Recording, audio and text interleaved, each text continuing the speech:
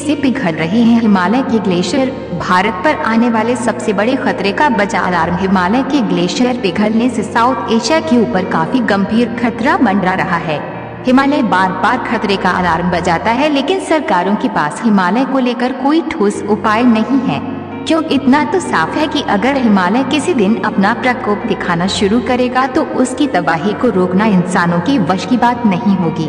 हिमालय से ग्रीनलैंड तक ग्लेशियरों के पिघलने से भारत, पाकिस्तान, बांग्लादेश, नेपाल और भूटान पर काफी गंभीर खतरा मंडरा रहा है। पिछले कुछ सालों में उत्तराखंड में आई आपदाओं को देखकर समझा जा सकता है कि हिमालय ने किस तरह की चेतावनी दी जा रही है, लेकिन सरकारें इस खतरे से निपटने के लिए कोई कोशिश करती नजर नहीं आ रही है। रिपोर्ट के मुताबिक हिमालय के पेट में दुनिया का तीसरा सबसे ज्यादा बर्फ जमा है, जो काफी तेजी से पिघल रही है। ग्लोबल वार्मिंग की वजह से हिमालय पर बिछी बर्फ की चादर तेजी से पतली हो रही है, जिसकी चपेट में भारत, पाकिस्तान, नेपाल और भूटान के कई शहर डायरेक्ट आ सकते हैं। रिपोर्ट के मुताबिक 1975 की तुलना में 2016 तक हिमालय क्षेत्र का टेम्परेचर 1 डिग्री बढ़ चुका थी, जिसकी वजह से बर्फ लगातार तेजी से पिघलना शुरू हो गया था।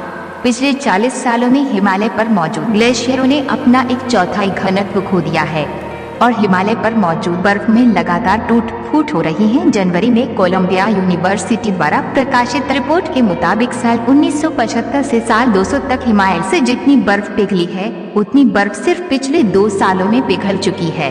कोलंबिया यूनिवर्सिटी की रिपोर्ट के मुताबिक पिछले 40 सालों में हिमालय पर मौजूद 650 ग्लेशियर का अध्ययन किया गया है। ये ग्लेशियर हिमालय पर 2000 किलोमीटर के दायरे में पश्चिम से पूर्व दिशा की तरफ फैले हुए हैं। इस रिसर्च के बारे में बताते हुए कोलंबिया यूनिवर्सिटी के रिसर्चर जोशुआ ऑरेद ने कहा था कि ये स्पष्ट नहीं हो पाया है कि हिमालय ग्लेशियर इतनी तेजी से क्यों पिघल रही है और इसकी रफ्तार के बारे में भी पता नहीं चल पा रहा है, लेकिन इसकी रफ्तार बहुत बड़े खतरे की तरफ इशारे कर रही है। साल 2000 से पहले ग्लेशियर के पिघलने की रफ्तार हर साल 0.25 मीटर था, जो साल 2000 के बाद बढ़कर आधा मीटर हर साल हो गई और ये काफी बड़ा खतरा है। दुनिया भर में करीब 2 लाख से ज्यादा बड़े ग्लेशियर हैं और ग्लोबल वार्मिंग की वजह से करीब हर ग्लेशियर में मौजूद बर्फ ने पिघलना शुरू कर दिया है। ग्लेशियर को ही धरती के लिए मीठे पानी का भंडार कहा जाता है और ग्लेशियर से पिघलने वाली बर्फ से जो पानी मिलता है, उस पर करोड़ों लोगों की जिंदगी निर्भर करती है।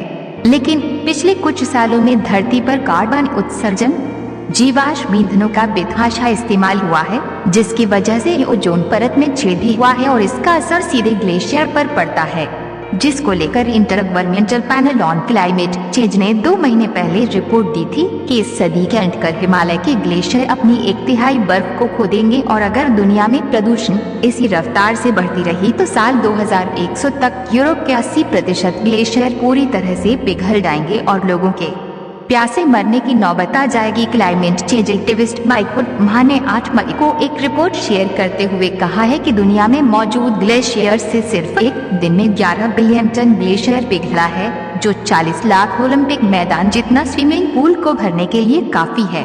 उन्होंने कहा कि अब स्थिति ऐसी है कि एक पल भी आप बर्बाद नहीं कर सकते हैं, क्योंकि आपके पास रहने के लिए कोई दूसरा प्लैनेट नहीं है। उन्होंने कहा कि हवा में प्रदूषण का स्तर इतना ज्यादा बढ़ चुका है कि सिर्फ वायु प्रदूषण से हर साल दुनिया में 70 लाख से ज्यादा लोगों की मौत हो जा रही है।